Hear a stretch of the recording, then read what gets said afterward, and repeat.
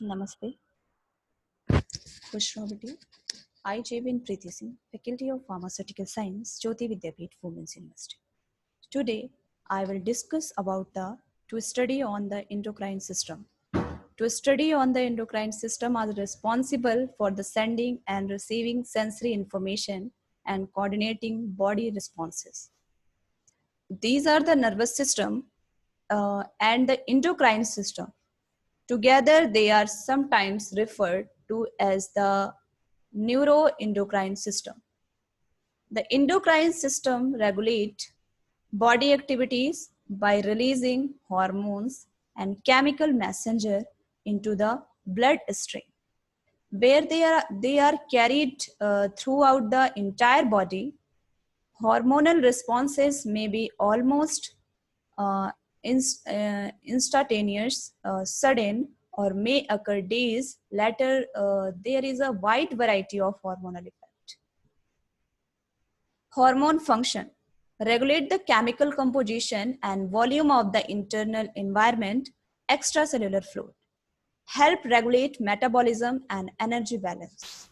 Help regulate contraction of smooth and cardiac muscle fibers and secretion by glands.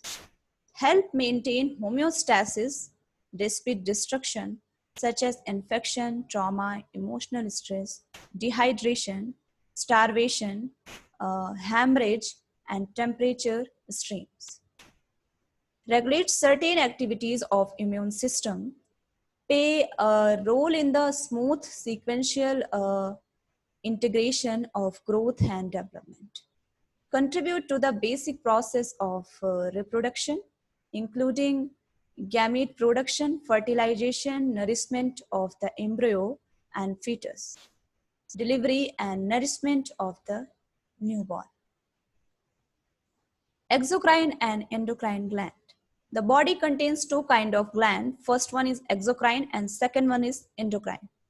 Exocrine secretes their product into body ducts. They carry the product into body cavities, lumen of an organ on the outer surface of the body.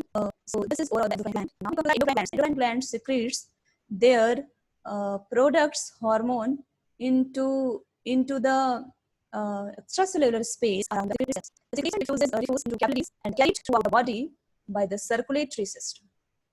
The endocrine system is composed of the body's endocrine gland. These include the pituitary, thyroid, parathyroid, adrenal, pineal, and pancreatic glands. There are also many organs that have cells which secrete hormone but are not exclusively endocrine organs. These include the hypothalamus, thymus, pancreas, ovaries, testes, kidneys, stomach, liver, small intestine, skin, heart, and placenta. So now we come to the hormones. Hormones are a chemical substances that are carried by cell tissue and initiate specific action. Hormone can also very powerful effects even when present in very low concentration. There are approximately 50 different hormones produced in the human body. The specific cells which are affected by a hormone are called target cells. Hormone influences their target cells by binding to proteins or glycoproteins in the cell membrane called receptor. The pituitary glands and hypothalamus. The pituitary glands or hypophysis is attached to the hypothalamus at the base of the brain. The hypothalamus is the major integrating link between the nervous and endocrine system. Although the pituitary gland is sometimes called the master endocrine gland. Together, the hypothalamus and pituitary gland regulate virtually all aspects of growth, development, and metabolism and homeostasis. The pituitary gland can be divided into the posterior pituitary and anterior pituitary. It is the size of a weight about 500 mg and consists of two main parts that originate from the different types of cells.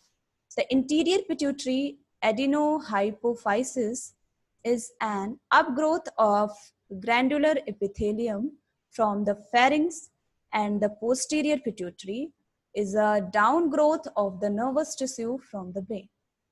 There is a network of nerve fibers between the hypothalamus and the posterior pituitary. So now we come to the blood supply. Arterial blood. This is from branches of the internal carotid artery. The anterior lobe is supplied indirectly by blood that has already passed through a capillary bed in the hypothalamus, but not posterior lobe is supplied directly. So the influences of hypothalamus on the pituitary gland.